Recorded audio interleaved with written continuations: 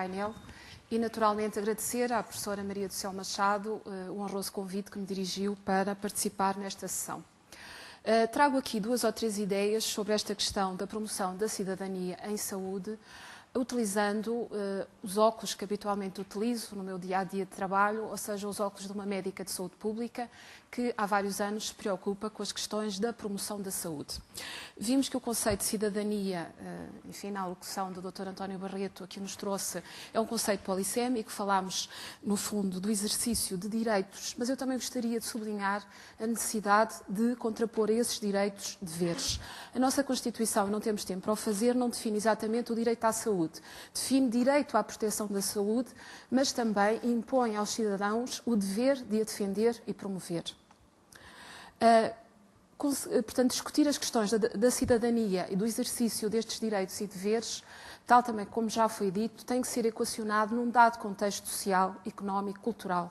Vivemos hoje um contexto de crise social e económica, marcado por um envelhecimento da população, particularmente marcado no nosso país, pelo aumento da esperança de vida, pela globalização e, consequentemente, pela alteração dos padrões e dos estilos de vida da população. Não temos dúvidas sobre isto, o século XXI vai ser marcado por patologias de natureza crónica, com tendência crescente. Se nada for feito, de acordo com as estimativas da Organização Mundial da Saúde, vamos assistir a um aumento de cerca de 17% na mortalidade por estas doenças na próxima década. Por outro lado, estas doenças afetam em particular o continente, portanto a Europa, como continente mais envelhecido. Em 2008 representaram já 87% do total de mortalidade, estas doenças que aqui vos mostro. Em 2030 a tendência será ainda tendencialmente crescente. A montante, para prevenir, nós temos que pensar quais são as causas.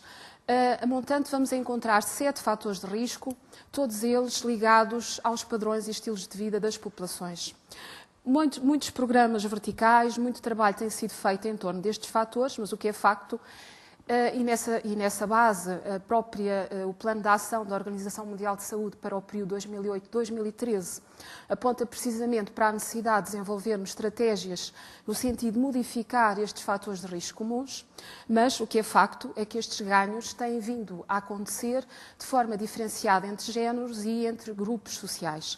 É hoje conhecido que os avanços que temos vindo a conseguir na melhoria dos indicadores de mortalidade e morbilidade têm sido feitos com um grande diferencial entre as populações mais ricas e as populações mais desfavorecidas.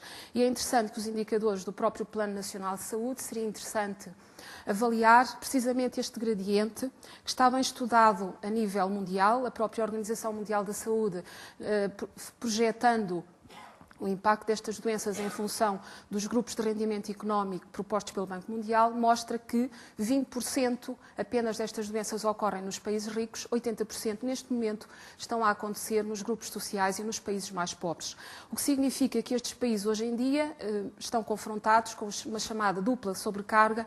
Por um lado, têm que atender e continuar a resolver problemas como a SIDA ou a malária e, em simultâneo, estão confrontados com estas doenças que não matam e acarretam pesados custos sociais e para o sistema de saúde. Não nos podemos esquecer que quem paga o sistema de saúde são os cidadãos. Portanto, há aqui também uma questão de cidadania a montante. Por outro lado, trouxe um slide que mostra o gradiente social em termos mundiais. Também, quando olhamos para as famílias, trago aqui um pequeno slide que mostra a evidência que, mais uma vez, são as famílias mais pobres e os elementos mais pobres da população que mais sofrem, digamos assim, e que piores indicadores de saúde têm.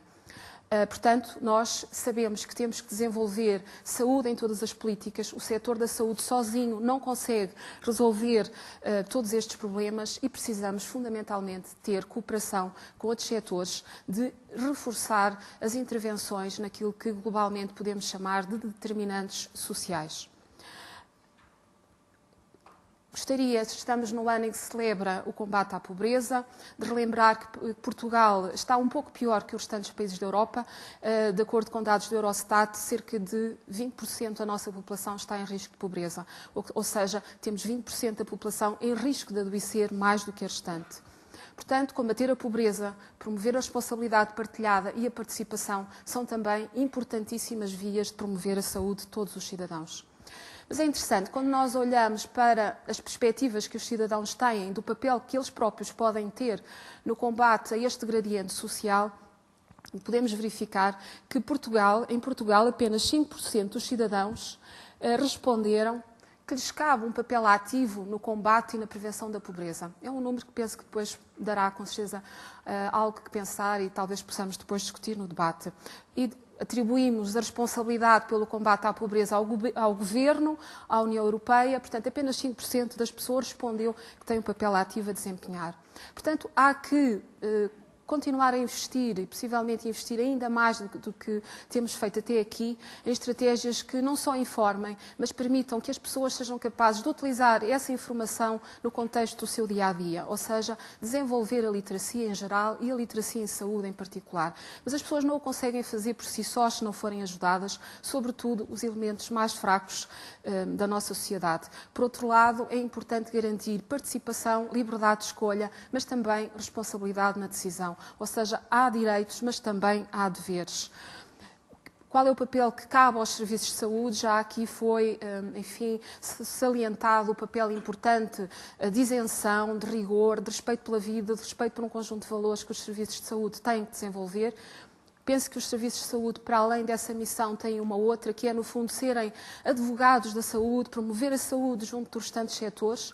Se não forem eles a fazê-lo, possivelmente os valores económicos vão preponderar e contribuir, no fundo, para o reforço e o poder dos cidadãos, no sentido de os ajudar a defender as suas condições de vida, melhores condições de acesso e, consequentemente, melhores níveis de saúde, num conceito que globalmente poderíamos considerar de empoderamento no domínio da saúde, ou seja, dar mais poder. E aqui também podemos discutir se o poder se dá ou se o poder se conquista. Em todo o caso, penso que possivelmente irá nos dois sentidos. Termino sublinhando a importância desta palavra e faço minhas as palavras da Declaração do Milénio, relembrando a importância da solidariedade. Nós estamos a atravessar tempos difíceis e é importante que aqueles que mais beneficiam e mais têm estejam disponíveis para partilhar com aqueles que mais sofrem e menos têm, porque só através dessa estratégia de solidariedade, dessa força, no fundo, de partilha, não só serviços de saúde, mas em todos nós, enquanto cidadãos, poderemos contribuir para uma sociedade mais equitativa, socialmente mais justa e, consequentemente, mais saudável. Muito obrigada.